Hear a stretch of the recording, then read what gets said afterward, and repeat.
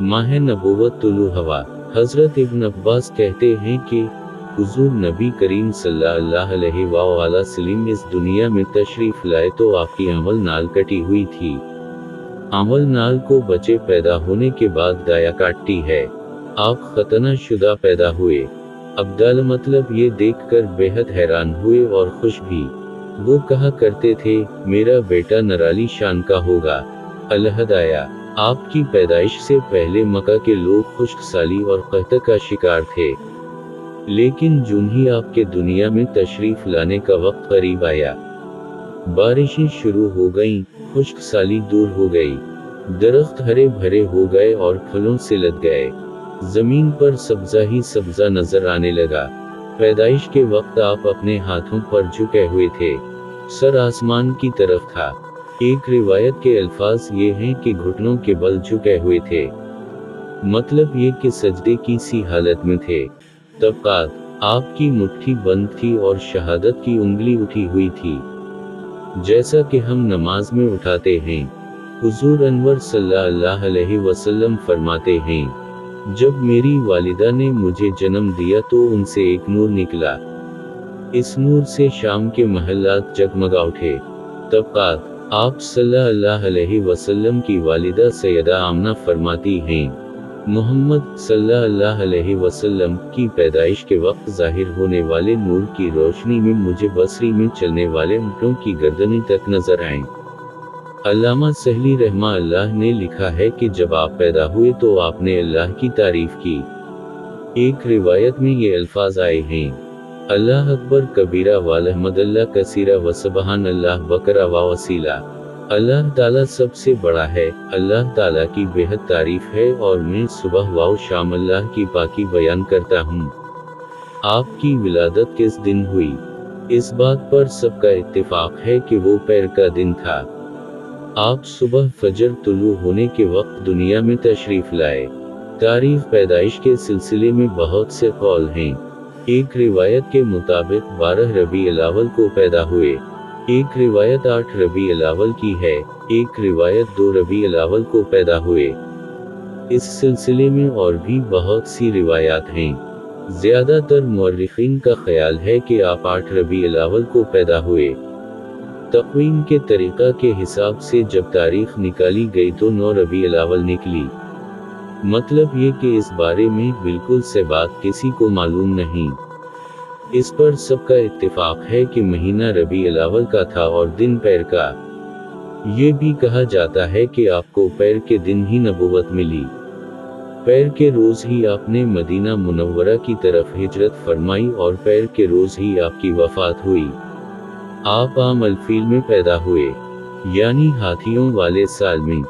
इस साल को हाथियों वाला साल इसलिए कहा जाता है कि अबरहा ने हाथियों के साथ मक्का मुकर्रमा पर चढ़ाई की थी। आपकी पैदाइश इस वाक़या के कुछ ही दिन बाद हुई थी।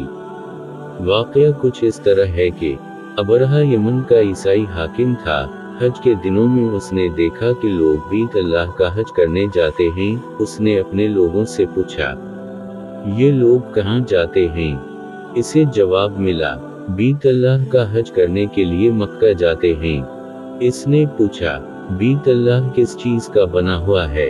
इसे बताया गया, पत्थरों का है। इसने पूछा, इसका लिबास किया? बताया गया, हमारे यहाँ से जो धारीदार कपड़ा जाता है इससे उसकी पोशाक तैयार होती है। अबरहा ईसाई था। सारी बात सुनकर उसने कहा, मसीह की कसम, मैं तुम लोगों के लिए इससे अच्छा घर तामीर करूंगा। इस तरह उसने सुर्ख, सफ़ेद, जर्द और सियाह पत्थरों से एक घर बनवाया। सोने और चांदी से इसको सजाया। इसमें कई दरवाजे रखवाए। इसमें सोने के पत्रे जड़वाए। इसके दरमियान में जवाहिर लगवाए। इस मकान में एक बड़ा सा याकूत लगवाया।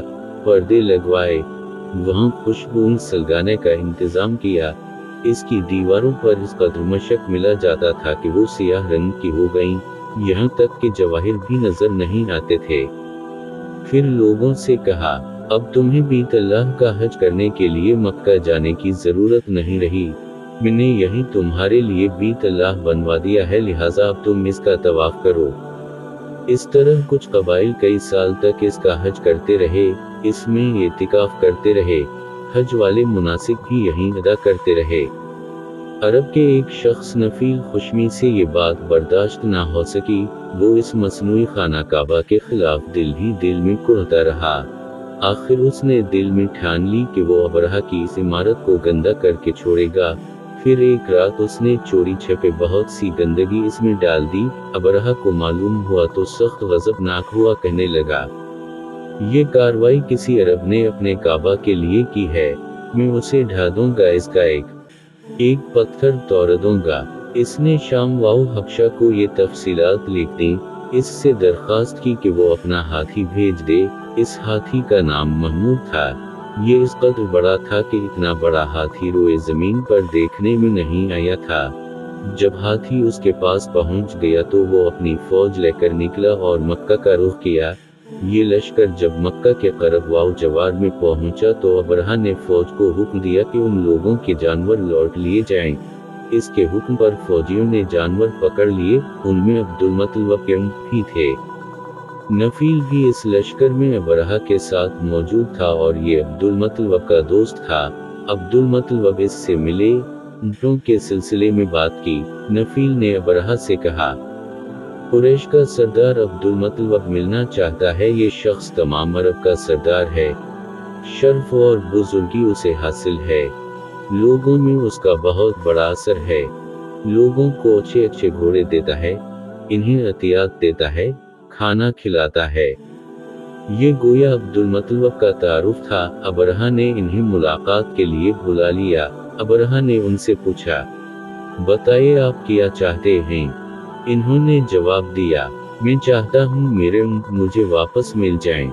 उनकी बात सुनकर अबरहा बहुत हैरान हुआ। इसने कहा, मुझे तो बताया गया था कि आप अरब के सरदार हैं, बहुत इज्जत और बुजुर्गी के मालिक हैं, लेकिन लगता है मुझसे गलतफहमी की गई है, क्योंकि मेरा ख्याल था आप मुझसे बीत अल्लाह के बारे में बात करेंगे, जिसको मैं गिराने आया हूँ और जिसके साथ आप सबकी इज्जत वाबस्ता है। लेकिन आपने तो सिरे से इसकी बात ही नहीं की और अपने ऊँटों का रोना लेकर बैठ गए। ये क्या बात हुई? इसकी बात सुनकर अब्दुल मतलब बोले, आप मेरे ऊँट मुझे वापस दे दें, बीत अल्लाह के साथ जो चाहें करें, इसलिए कि इस घर का एक परवरिदगार है, वो खुद ही उसकी हिफाजत करेगा, मुझे इसके लिए फिक्रमंद होने की जरूरत नहीं। उनकी बात सुनकर अबरहा ने हुक्म दिया, उनके ऊँट वापस दे दिए जाएं। जब इन्हें उनके ऊँट वापस मिल गए तो इन्होंने उनके समों पर चमड़े चढ़ा दिए, उन पर निशान लगा दिए, इन्हें कुर्बानी के लिए वक्फ करके हरम में छोड़ दिया ताकि फिर कोई इन्हें पकड़ ले तो हरम का परवरिदगार इस पर गज़बनाक हो। फिर अब्दुल मतलब हरा पहाड़ पर चढ़ गए। उनके साथ उनके कुछ दोस्त थे। इन्होंने अल्लाह से दरख्वास्त की, ऐ अल्लाह, इंसान अपने सामान की हिफाजत करता है तो अपने सामान की हिफाजत कर। इधर से अबरहा अपना लश्कर लेकर आगे बढ़ा।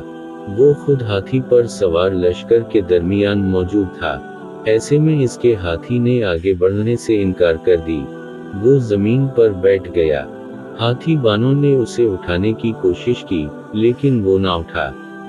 इन्होंने इसके सर पर ज़रबे लगाए, आनकस चबुए, मगर वो खड़ा ना हुआ। कुछ सोचकर इन्होंने इसका रुख यमन की तरफ किया तो वो फौरन इस तरफ चलने लगा।